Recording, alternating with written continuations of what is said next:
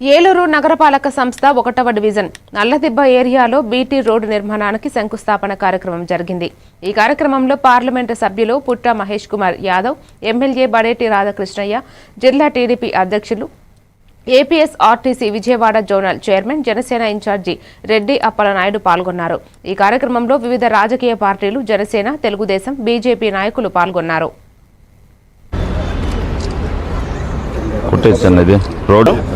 ఈరోజు ఏలూరు నియోజకవర్గం Eluru municipal corporation 2వ డివిజన్ నల్లదిబ్బ దగ్గర రోడ్డు శంకుస్థాపనకు చేసినటువంటి గౌరవ ఏలూరు పార్లమెంటరీ సభ్యులు పెద్దలు మహేష్ గారికి, స్థానిక శాసనసభ్యులు బడేటి రాధాకృష్ణ సంటి గారికి, మరి ఎందుకంటే కూటమి ప్రభుత్వం అంటేనే నిర్మాణాలు అనేది నిదర్శనం. ఇప్పుడు నుంచి ఇబ్బందిగా ఉంది, అలాగే ఒక వంతెన కూడా ఇబ్బందిగా ఉంది.